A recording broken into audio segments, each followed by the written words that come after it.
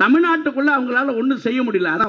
அவங்க பதறாங்க. தமிழ்நாடு எல்லாத்தையும் கண்டுபிடிக்கிற மாநிலமா இருக்கு. மும்மொழி கொள்கை அப்படின்னு ஒன்று கொண்டு வர்றாங்களா இல்லையா? நம்ம இருமொழி கொள்கையில ஏற்கனவே வெற்றி பெற்றுட்டோம், மிகப்பெரிய இடத்துல இருக்கோம். நான் ஒரு சாதாரண மீனவ சமுதாயத்தில் பிறந்தவன். இன்னைக்கு உங்கள் மேடைக்கு முன்னால் நிக்கிறேன்னா இருமொழி கொள்கை என்கிற ஒரு கொள்கை தான் என்னை படிக்க வைத்திருக்கிறது. ஆனா இன்னைக்கு நம்ம சமுதாயத்தில் நீங்க எல்லாம் நினைச்சு பாருங்க, இன்னைக்கு மும்மொழி கொள்கைனா இடைநிற்றல் அதிகமாகும். இன்னைக்கு அவர்களை அப்பான்னு அழைக்கிறது கூட சில பேருக்கு பொறாமையா இருக்கா இல்லையா? அப்பாங்கிறது சாதாரண வார்த்தை இல்ல சார், வார்த்தையா? அது வாழ்க்கை, நம்பிக்கை. நான் இருக்கிறேமா, நீ தைரியமாவா அப்படிங்கிற ஒரு நம்பிக்கை தானே அப்பா. உங்களுக்கான எல்லா வசதிகளையும் இந்த அரசு செய்து தரும் என்று ஒருவர் சொல்கிறார்னா அவர்தான் நம்முடைய தலைவர் என்பதை மறந்துடக்கூடாது. நீங்கள் நிதி தந்தாலும் தராவிட்டாலும் ஒரு தரமான ஆட்சி இந்த தமிழ்நாட்டில் தந்து கொண்டிருக்கிற இயக்கம் திராவிட முன்னேற்ற கழகம். அதுக்கு என்றைக்குமே அழிவில்லை, என்றைக்குமே மிரட்சி இல்லை, என்றைக்குமே புது பாதையை நோக்கி பயணிக்க தயங்குவதில்லை. இன்னைக்கு மொழியையும் சமுதாயத்தையும் காக்கிற கட்சியாக எத்தனை தாக்குதல்கள் வந்தாலும் முதல்ல போய் எதிரில் நின்று திராவிட முன்னேற்ற கழகத்தின் சார்பாக பாரதி அண்ணன் தான் குரல் கொடுப்பார். பாரதிக்கே தைரியம் இல்லைன்னா வேற யாருக்கு இருக்கும்? பாரதி அண்ணனுக்கு தான் அந்த தைரியம் இருக்கு. எப்போ நிறைய பார்த்துருக்கோம் ஐயாவை. உண்மையாவை சொல்ல போனா எங்க பி.கே. சேகர் பாபனுடைய ஆட்சியில் மனிதர்கள் மட்டும் இல்லை, கடவுள்களே சந்தோஷமா இருக்காங்க. ஏன்னா ஆயிரக்கணக்கான கோயில்களுக்கு கும்பாபிஷேகம் பண்ணி வட பழனிக்கும் கும்பாபிஷேகம் பண்ணிருக்காரு, தென் பழனிக்கும் கும்பாபிஷேகம் பண்ணிருக்காரு. அதை பேசுறது தான் பழனி வந்திருக்கேன். என்னை ரொம்ப சிகப்புன்னு சொன்னார். என் பிறப்பே அதிசயமான பிறப்பு. எங்க அம்மாவுக்கு பிரசவ வலி, ஆட்டோ பிடிக்கும் எங்க அப்பா ஓடினார், நான் வாசல்லையே பிறந்துட்டேன். அங்கேருந்து வந்த டாக்டர் சொன்னாராம் அது டோர் டெலிவரி.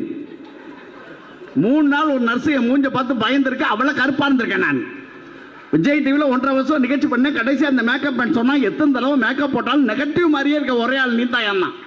நான் கவலைப்படல, ஏன்னா அது வரைக்கும் நான் தான் கருப்புன்னு நினைச்சிருந்தேன். அடுத்து நான் அறந்தாங்க நிசா வந்தா அவன் என்னைய விட கருப்பு. எந்த கருப்பு மனிதனுக்கும் ரத்தம் சிகப்பு தான், எந்த வெள்ளை மனிதனுக்கும் நிழல் கருப்பு தான்.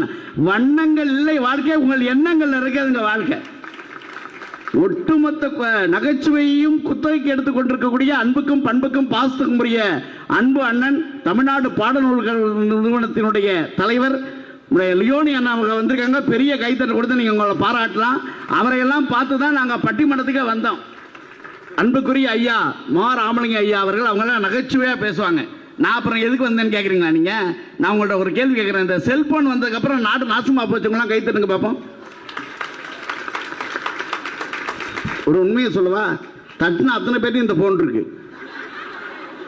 இது இல்லாம மனுஷன் எங்கேயுமே போறது இல்லை சார். பொண்டாட்டி காணாம போனா கூட யாரும் வருத்தப்படுறதில்ல, போன் காணாம போனா அப்படி தேடுறான். இந்த ஒய்ஃபை காணாமனால 2 மணி நேரம் ஜாலியா இருக்கலாம் மாப்பிள்ள, எங்கேயாவது போயிட்டு எப்படியா வந்துருவான்றான். ஆனா இன்னைக்கு பெண்கள் இந்த ஆட்சியிலே சந்தோஷத்தோடும் மகிழ்ச்சியோடு இருக்காங்கன்னா என்ன காரணம் தெரியுமா? உதவி தொகையை தரவில்லை தலைவர், உரிமை தொகையை தந்திருக்கிறார். உதவி தொகையை தந்தாதாங்க ஒரு கை மேல இருக்கும், வாங்குற கை கீழே இருக்கும். ஆனால் உரிமை தொகை என் சகோதரிகளுக்கு நான் தருகிறேன் மிகப்பெரிய மகிழ்ச்சி இல்லையா? இவ்வளவு பெண்கள் இருக்கீங்க. நான் கரெக்டா கேட்கிறேன், வெள்ளிக்கிழமை செவ்வாய்க்கிழமை எங்க வீட்டுக்கார காலை தொட்டு கும்பிட்டு தான் நான் சமைக்க ஆரம்பிக்கிறேன். ஒரு அக்கா கை தட்டுங்க பார்ப்போம். எங்க நடக்குது? ஒரு அக்கா சொல்லுது அப்படியே தொட்டு கும்பிட்டாலும். ஆனா என் மனைவி அப்படி கிடையாது. போன வாரம் சனிக்கிழமை என் காலில் வந்து விழுந்தா. உண்மையாவே பத்தியபாஸ் காலேஜில் 1.5 லட்ச ரூபா சம்பளம் வாங்குறானே, உங்களுக்கு தெரியாம இருக்குமா? சனிக்கிழமை காலில் வந்து விழுந்தா. நான் உண்மையாவே கேட்டேன், பரவாயில்லையடி இவ்வளவு பேராசிரியர் ஆனவுக்கும் பதிவிரதையா இருக்கிய, புருஷன் அப்படி மதிக்க. ஒரே வார்த்தை தான் சொன்னான், சனிக்கிழமை சனீஸ்வரன் கோயிலுக்கு போலான்னு நினைச்சேன், நேரம் இல்லை, அதான் உன் காலில் வந்து விழுந்தேன். உங்களுக்கு நான் சனின்னா உங்களுக்கு அவ்வளவு சந்தோஷம். சில பேர் இதை சொல்லி சுத்திட்டு அதுக்காக வந்தது. வாழ்க்கையில எப்பவுமே நீங்க எல்லாம் நினைச்சு பாருங்க, இன்னைக்கு இருக்கிற பிரச்சனை என்ன தெரியுமா? கை கட்டி நின்ற மனிதனை எல்லாம் டை கட்டி அழகு பார்த்தவர் தலைவர் கலைஞர் அவர்கள். அந்த சாதிக்கு ஒரு குவளை, இந்த சாதிக்கு ஒரு குவளை என்று போய் அதை மாற்றி ஒரே குவளை என்று ஆக்கியது திருக்குவளை என்பதை மறக்க முடியாது. அனைத்து சாதியினரும் அர்ச்சகராகலாங்கிற திட்டத்தை இந்த நாட்டில் கொண்டு வந்தது யாருங்க?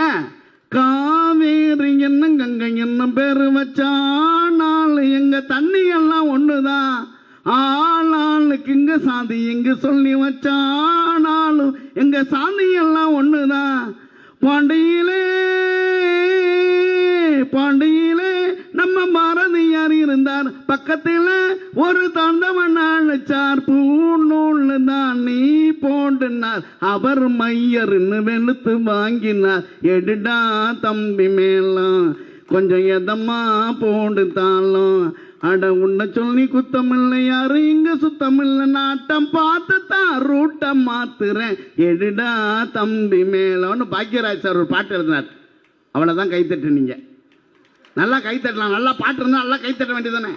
வாழ்க்கையிலே எப்பவுமே ரசனையோடு சந்தோஷத்தோடு இருக்கணும். ஒரு பொண்டாட்டி சமைச்சா கூட என்ன எதிர்பார்ப்பாங்க மனைவி? என்ன நல்லா ஒரு வார்த்தை சொல்லணும், நல்லா இருக்கு அப்படின்னு சொல்லணும். சில பேர் ஜேசிபியில் மண்ணவாரி திங்கிற மாதிரி தெரியுமா, அட்டி கப்பு கப்புன்னு எல்லாம் நல்லா தான் இந்த பொரியல் ஏன் உப்பு. இந்த காலத்துல பெண்கள் சமைச்சு தட்டில் போடுறதில்லை, எல்லாம் நெட்டில் தான் போடுது.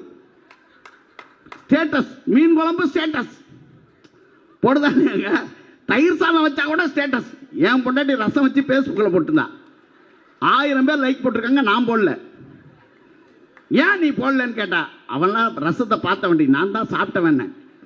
3 நாள் பிச்சுட்டு போனது எனக்கு தான் தெரியும் சார். உண்மையா சொல்றேன் சார், பெண்களுக்கான ஆட்சியை இந்த சமுதாயத்தில், பெண் உரிமையை, பெண் சமுதாயத்தை காப்பாற்றுவதற்காக ஒரு ஆட்சி நடந்து கொண்டிருக்கிறதுனா அது இந்த திராவிட முன்னேற்ற கழக திராவிட மாடல் ஆட்சி தாங்க. இன்னைக்கு சம உரிமை, பெண்களுக்கு சொத்துரிமை, பெண்களுக்கு சம உரிமை நடந்துட்டு இருக்கா இல்லையா? உண்மையை சொல்லுவாங்க. மதிய உணவு திட்டத்தை அன்னைக்கு நீதி கட்சி கொண்டு வந்தது, அதுக்கப்புறம் காமராஜர் மிகப்பெரிய விரிவுபடுத்தினார். ஆனால் இன்றைக்கு காலை உணவு திட்டம், வயிறார குழந்தைகள் கூட காலை உணவை சாப்பிட வேண்டும் என்று கொண்டு வந்த திட்டம் இல்லையா? எல்லாம் நினைச்சு பாருங்க. ரொம்ப அழகா வாலி அவர்கள் எழுதுவார் நம்ம தலைவரை பத்தி, மூக்குக்கு கீழே முடி பிடிப்பதற்கு முன்னால் கழக கொடி பிடித்தவரே, மூக்குக்கு கீழே முடி பிடிப்பதற்கு முன்னால் கழக கொடி பிடித்தவரே, காதல் கடிதம் படிக்க வேண்டிய வயதில் கலைஞர் கடிதம் படித்தவரே. இன்னும் ரொம்ப அழகா சொன்னாரு, எல்லோரும் விசா வாங்கி வெளிநாடு செல்லுகிற போது நீ மட்டும் தானே விசா வாங்கி சிறைக்கு சென்றாயின்னு இருந்தார். இப்போ இந்த வாழ்நாள்ல இன்னைக்கு மிகப்பெரிய இடத்துக்கு வந்திருக்காங்களே சார். ஒன்னே ஒன்று சொல்றேன், கலைஞருடைய ஆட்சியை இன்னமும் தொடர்ந்து கொடுத்து கொண்டிருக்கிறோம். கலைஞர் சாதாரண ஆளா சார்? உலகத்திலேயே கலைஞர் மாதிரி ஒரு மனிதரை பார்க்க முடியுமா? எங்க ஊருக்காரர் தான். எங்க ஊருக்கு இருந்து ஒரு 30-35 கிலோமீட்டர் தான் கலைஞருடைய ஊர். காட்டூர் என்ற திருக்கோளை, அவருக்கு எங்கள் ஊர் பக்கத்தில் தான். நான் வேதாரண்யம் என்னுடைய சொந்த ஊர். ஆனால் உண்மையாக சொல்கிறேன், கலைஞர் அவர்கள் மாதிரி முடிவெடுக்கிறத யாராலும் முடியாது. கலைஞர் மாதிரி முடிவெடுக்கிறத யாராலும் முடியாது. இன்னைக்கு பாருங்க, அன்னைக்கு புதுக்கோட்டையில் சாந்தின்னு ஒரு பெண்மணி தடகள ஓரத்தில் ஆசியாவில் வெள்ளிப்பதக்கம் வாங்கினாங்க. அந்த அம்மாவுக்கு ஒரு பரிசோதனை நடந்தாங்க. அந்த பரிசோதனை நடத்தும் போது அவங்க ஆண் மாதிரி தெரிகிறாங்க, அவங்களுடைய ஜெண்டர்ல பிரச்சனை இருக்குன்ட்டு அந்த பதக்கத்தை பிடிங்கிட்டாங்க. அப்போ கலைஞர் தான் முதலமைச்சராக இருந்தார். 10 லட்சம் ரூபா அனௌன்ஸ் பண்ணாங்க. 10 லட்சம் ரூபா நம்ம தமிழ்நாடு அரசு அந்த சாந்திக்கு அனௌன்ஸ் பண்றதா இருந்தது. கொடுக்கறதுக்கு அனௌன்ஸ் பண்ணியாச்சு. இப்போ அந்த நிர்வாக அலுவலர் கேட்டாரு, நாம அனௌன்ஸ் பண்ணிட்டோம், அவங்க பதக்கத்தை பிடிக்கிட்டாங்க, இப்போ நாம என்ன செய்யறதுன்னு கேட்டப்போ கலைஞர் ரொம்ப நிதானமா சொன்னாரு, கொடுத்துருங்க, ஓடியது அந்த கால்கள் தானே, அந்த கால்களுக்கு கொடுக்காமல் யாருக்கு கொடுக்கறதுன்னு கேட்டார். எப்பவுமே எடுக்கிற முடிவை தெளிவா எடுப்பாரு. இன்னைக்கு பாருங்க, இந்த கேரம் போர்டுன்னு ஒரு விஷயம் இருக்கு இல்லைங்களா? இன்னைக்கு நம்ம வண்ணாரப்பேட்டையில், பழைய வண்ணாரப்பேட்டையில் ஒரு பொண்ணு, காசிமான்னு ஒரு பொண்ணு ஜெயிச்சிருக்குல்ல. பழைய வண்ணாரப்பேட்டையில் காசிமான்னு ஒரு பொண்ணு. அந்த கேரம் போர்டு நீங்க பாத்துறீங்களா? கேரம் போர்டில் கருப்புக்கு 5 மதிப்பெண், வெள்ளைக்கு 10 மதிப்பெண். என்ன வெள்ளைக்காரன் கண்டுபிடிச்ச ஆட்டம் அது. உண்மைங்க, கருப்புக்கு 5 மதிப்பெண், வெள்ளைக்கு 10 மதிப்பெண்.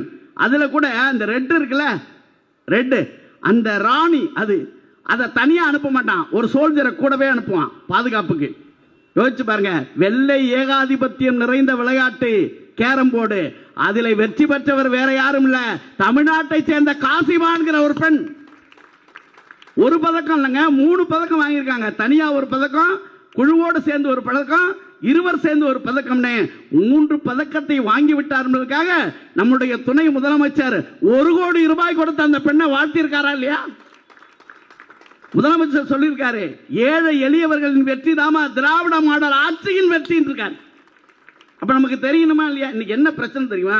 தமிழ்நாட்டுக்குள்ள அவங்களால ஒன்றும் செய்ய முடியல. அதான் அவங்க பதறாங்க. தமிழ்நாடு எல்லாத்தையும் கண்டுபிடிக்கிற மாநிலமா இருக்கு. மும்மொழி கொள்கை அப்படின்னு ஒன்று கொண்டு வர்றாங்களா இல்லையா? நம்ம இருமொழி கொள்கையில ஏற்கனவே வெற்றி பெற்றுட்டோம். மிகப்பெரிய இடத்துல இருக்கோம்.